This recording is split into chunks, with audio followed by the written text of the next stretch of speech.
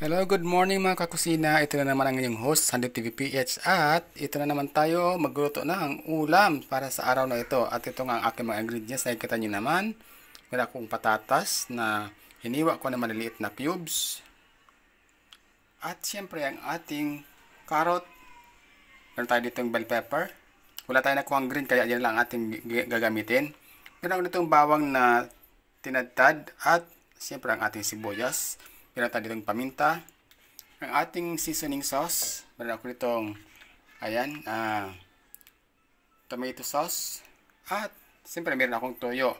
Maglalagay din tayo siyempre dyan ng pork cube. At ang ating main ingredient, ayan, ang ating ground pork na ihahalo natin dito sa ating mga tinadtad na gulay. At agad-agad dahil sisimulan na natin ang ating pagluto. Kaya naman, tara na, doon na tayo sa ating lutuan.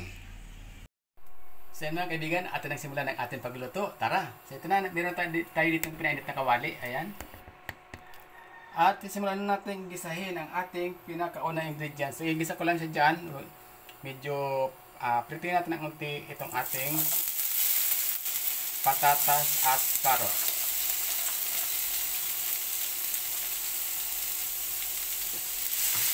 So nagisan ko lang natin siya na magisa natin ng unti. At pag medyo nagbago na ang kulay, ay hahangin natin siya at tutuloy na natin ang pagluluto para doon sa ating pinaka main ingredient.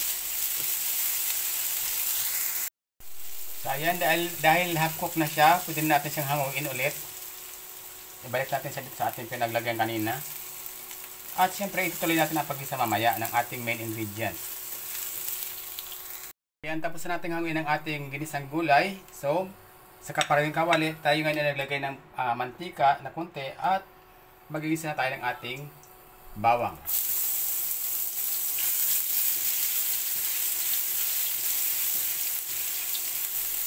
At sibuyas.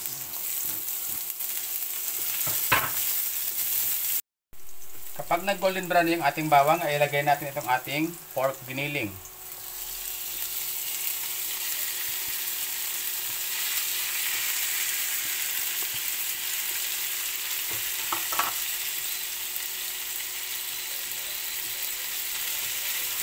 At ituloy lamang natin ang pagsangkot hanggang sa lumabas ang katas nitong ating pork.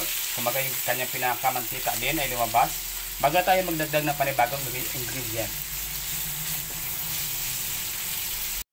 So ayan, sa ganitong pagkakataon, ay pwede na tayo malagay ngayon ng ating mga sunod na ingredients. Malagay na tayo ng toyo.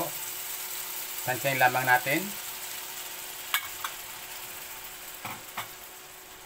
At itong ating seasoning sauce, maglalagay din tayo.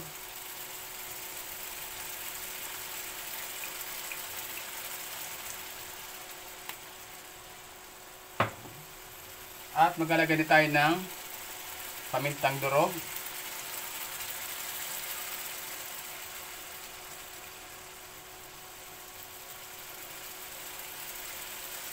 At syempre, atin siyang haluin.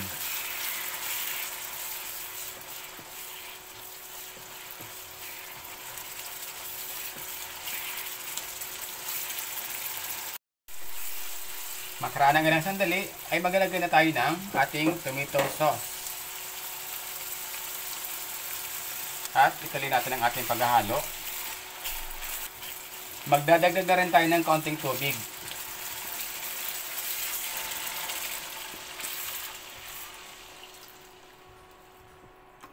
At ating siyang tatakpan at hintayin natin na maluto itong ating pork bago natin ilagay ang mga susunod pang ingredient.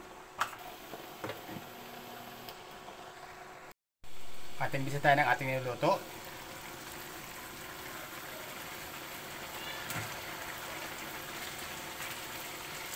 Ayan, sa tingin ko okay na yung ating pork. So ilagay natin ngayon itong ating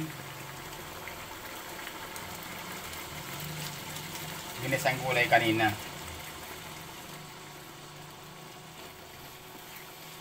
Ilagay na rin tayo ng ating mahiwagang butil. Ayan, kailangan habang i-memorize yan, alam na this. Kunting halo-halo at ulit natin siya tatakpan.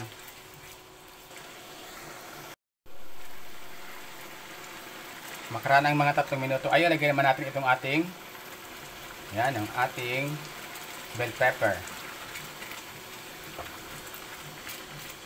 So, mga 1 minuto lamang ay pwede natin itong hanguin. At yung iba naglalagay din dito ng itlog.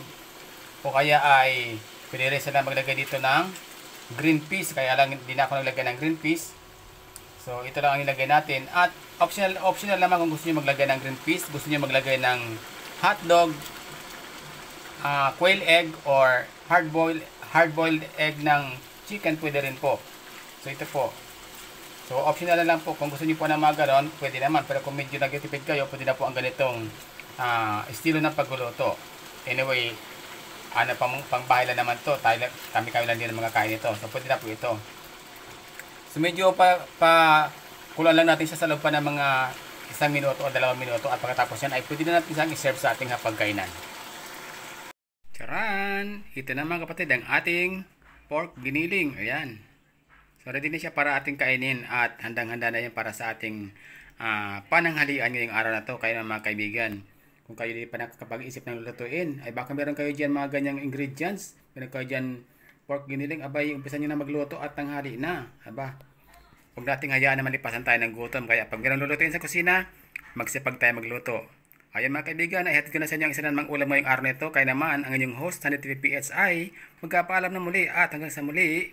Bago ako tuloy magpaalam, ang aking laging iniiwanan sa inyo ay huwag gawing komplikadong buhay, mamuhay ng simple at masaya. Bye-bye! God bless!